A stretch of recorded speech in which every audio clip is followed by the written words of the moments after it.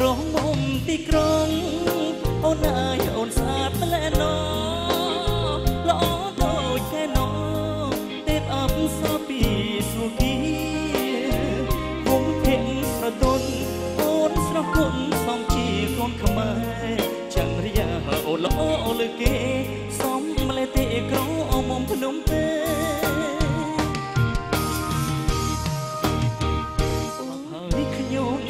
ពេលអូនសំឡេងចំបង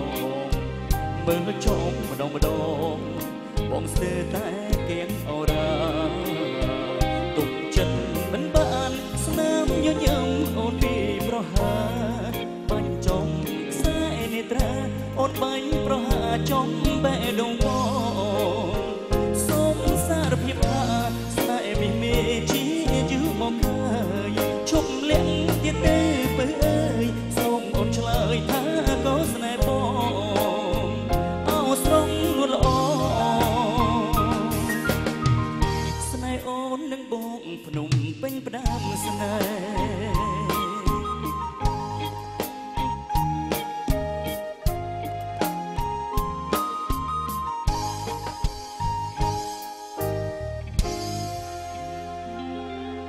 អរគុណបាទខ្ញុំបាទសូមអនុញ្ញាតជម្រាបសួរដល់វត្តមានរបស់បងប្អូនទាំងអស់ហើយខ្ញុំបាទមានអារម្មណ៍រំភើបហើយសប្បាយរីករាយមែនទែនអរគុណមានថ្ងៃ2ធ្នូទើបមានថ្ងៃ7មករាមានថ្ងៃ7មករាមានអ្វីទាំងអស់អរគុណច្រើនអរគុណ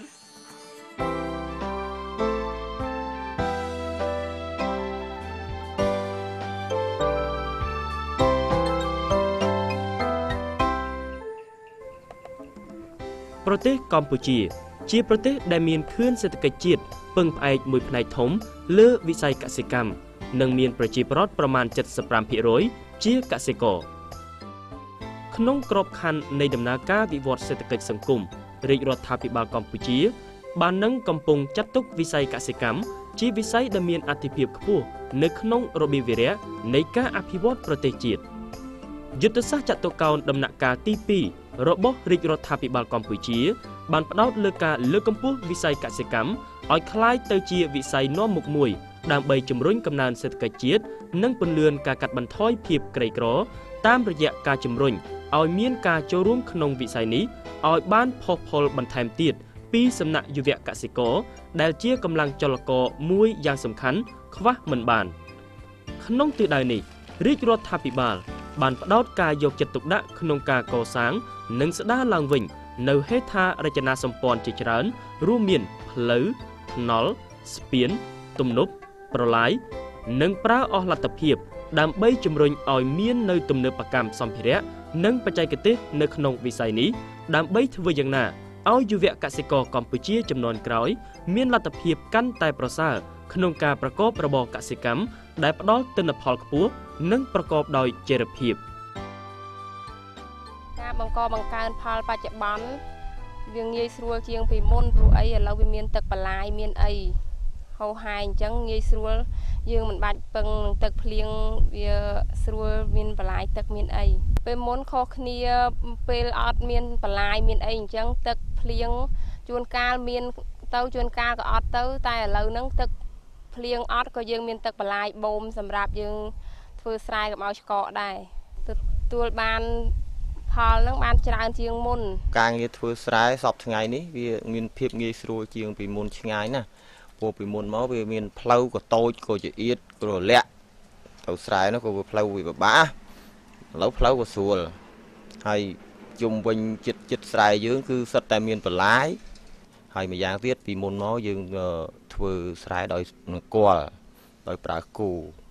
អញ្ចឹងឥឡូវនេះយើងប្រើគូដែរក៏ប៉ុន្តែគូយន្តនោះគឺមានភាពងាយស្រួលលឿនរហ័សមិនដូចគូបើថាយើងភ្ជួរគូពីដើមមកវាមកព្រឹកហើយតែសេមួយណាឥឡូវបើភ្ជួរឥឡូវនេះបាទសេមួយគេភ្ជួរតែ5-10នាទីទេហើយបានស្ទូងហើយបាទផ្នែកទិន្នផលបើនិយាយទៅទិន្នផលស្រូវក៏វាអាចកើនខ្ពស់មួយយ៉ាងព្រោះវាមានទឹកគ្រប់គ្រាន់ហើយម្យ៉ាងទៀតយើងអាចធ្វើបាន2ដងក្នុងមួយឆ្នាំយើងអាចធ្វើស្រែដើមរដូវបានអញ្ចឹងផលដែលមានចំណូលមកយើងគឺវាបានកើនទ្វេជាមួយនឹងការរីកចម្រើនក្នុងវិស័យកសិកម្មវិស័យឧស្សាហកម្មរួមមានឧស្សាហកម្មកាត់ដេរសម្លៀកបំពាក់ ស្បែកជើងនិងសម្ភារៈប្រើប្រាស់ផ្សេងៗក៏កំពុងតែបោះជំហានទៅមុខឥតឈប់ឈរផងដែរការរីកចម្រើននេះគឺដោយសារតែប្រទេសកម្ពុជានាពេលបច្ចុប្បន្នមានសុខសន្តិភាពនិងស្ថិរភាពនយោបាយយ៉ាងពិតប្រាកដជាពិសេសដោយមានការយកចិត្តទុកដាក់ខ្ពស់ពីសំណាក់ប្រមុខរាជរដ្ឋាភិបាលកម្ពុជាដែលតែងតែគិតគូរនិងបង្កបរិយាកាសអំណោយផលគ្រប់បែបយ៉ាងដល់កម្មករកម្មការិនីក៏ដូចជាវិនិយោគិនទាំងក្នុងនិងក្រៅប្រទេសឲ្យមានលទ្ធភាពកាន់តែប្រសើរក្នុងការប្រកបរបរប្រចាំថ្ងៃរបស់ពួកគេជាក់ស្ដែងក្នុងពេលថ្មីនេះប្រមុខរាជរដ្ឋាភិបាលកម្ពុជាបានសម្រេចផ្តល់ប្រាក់សុខុមាលភាពចំនួន$5បន្ថែមជូនដល់កម្មករកម្មការិនីកាត់ដេរនិងស្បែកជើងដែលនេះជាកាយវិការដ៏ឧត្តមឧត្តមមួយកាត់ថ្លៃមិនបានចំណុចនេះគឺជាគោលទៅគឺខ្ញុំបានយល់ព្រមរួចហើយដើម្បីដោះស្រាយដែលវាជាផលប្រយោជន៍របស់កម្មករដែលនឹងត្រូវបានទទួលប្រាក់បន្ថែមចំនួន$5សម្រាប់សុខភាពចាប់ពីខែមករាឆ្នាំ2012នេះទៅការងារដ៏សម្បូរបែបដែលប្រកបដោយបរិយាកាសនិងលក្ខខណ្ឌល្អប្រសើរទាំងនេះមិនត្រឹមតែបានជួយសម្រាលជីវភាពរស់នៅរបស់យុវជនយើងព្រមទាំងក្រុមគ្រួសាររបស់ពួកគេនោះទេប៉ុន្តែថែមទាំងបានចូលរួមចំណែកជាមួយរាជរដ្ឋាភិបាលក្នុងការកាត់បន្ថយភាពក្រីក្របានមួយកម្រិតខ្ញុំយល់ថាពេញចិត្តនឹងការងារហ្នឹងព្រោះបានហាក់កម្រៃច្រើនជួយដោះស្រាយជីវភាពគ្រួសារខ្ញុំធូរធារហើយខ្លួនខ្ញុំក៏សប្បាយរីករាយដែរព្រោះបានការងារធ្វើល្អខ្ញុំយល់ថានៅពេលដែលខ្ញុំមានការងារធ្វើគឺខ្ញុំបានទទួលប្រាក់កម្រៃសម្រាប់ខ្ញុំផ្ទាល់និងក្រុមគ្រួសាររបស់ខ្ញុំហើយខ្ញុំសំណាងណាស់ដែរដែលបានធ្វើការនៅរោងចក្រនេះពីព្រោះរោងចក្រនេះមានលក្ខខណ្ឌល្អសម្រាប់ខ្ញុំទឹកមុខញញឹមរបស់កសិករកម្មករកម្មការិនីបង្ហាញយ៉ាងច្បាស់ពីការគាំទ្រចំពោះកិច្ចខិតខំប្រឹងប្រែងរបស់រាជរដ្ឋាភិបាលដែលមានសម្ដេចអគ្គមហាសេនាបតីតេជោហ៊ុនសែនជាប្រមុខ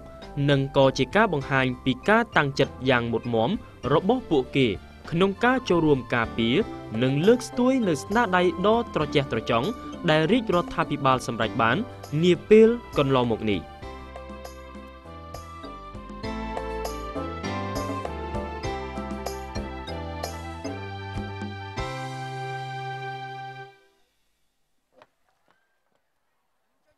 បាទឃើញថាអរគុណសម្រាប់វត្តមានយុវជនរបស់យើងទាំងអស់ដែលអញ្ជើញមកពីទូទាំងខេត្តរាជធានីក្រុងរបស់យើងបាទហើយឃើញថាយុវជនរបស់យើងគឺច្រើនមែនទែនដែលបានចូលរួមនៅក្នុងរាជធានីហើយសូមជម្រាបថាបងប្អូនប្រជាពលរដ្ឋរបស់យើងទូទាំងប្រទេសលោកមានសិទ្ធិសេរីភាពក្នុងការប្រកបការងារផ្សេងគ្នា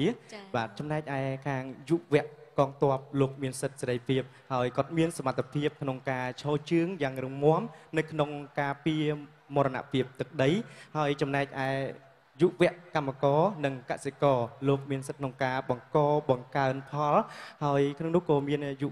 វិស្វករដែលលោកកំពុងតែខិតខំនឹងការសាងសង់រចនាប្រទេសកម្ពុជារបស់យើងឲ្យកាន់តែមានភាពស្រស់ស្អាតបន្ថែមទៀតតាមរយៈអគារសំណង់ខ្ពស់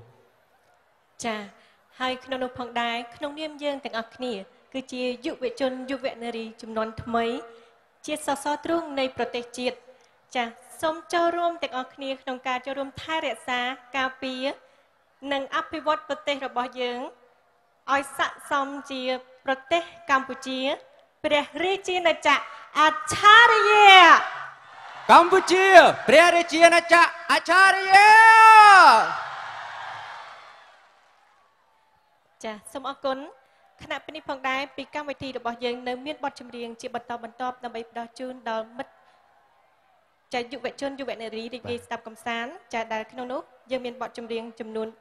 4ចាប់សំទោស5បទចាបាទ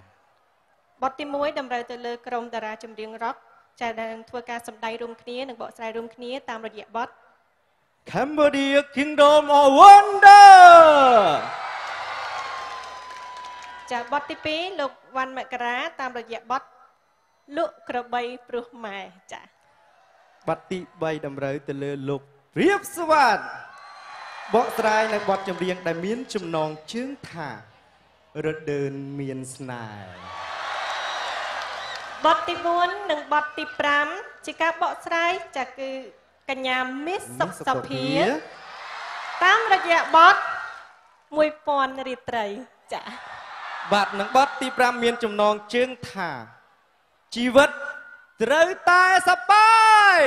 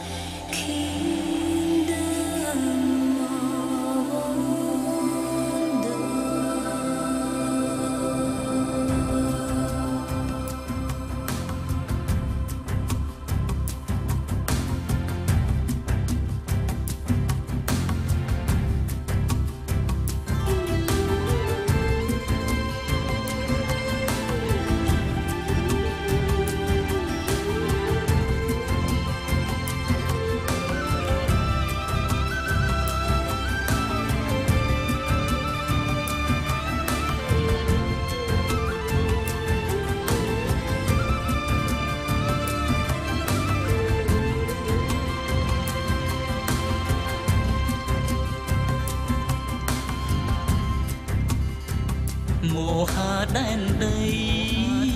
សវណ្ណភូមិខ្មែរយើងសម្បូរសពសាលធម្មជាតិសែនស្រប្រពៃប្រាសាទនគរបុរាណថ្លាថ្លៃគ្មានពីលើភពផែនដីសម្បត្តិអច្ឆរិយៈពីភពជាតិ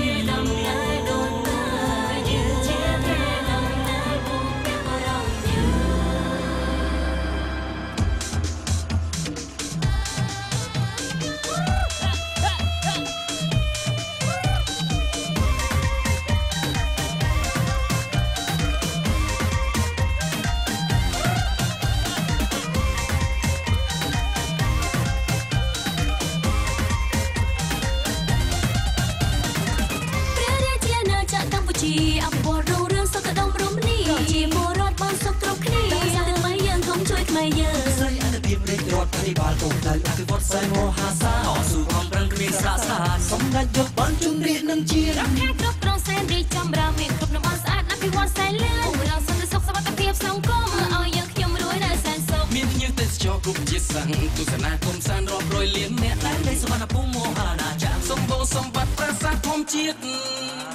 ខ្ញុំមកណាភាពណាស់បានកើតមកជាកូនខ្មែរខ្ញុំកូនចឹងដែលកើតជាកូនខ្មែរវឌ្ឍនៈបំផុត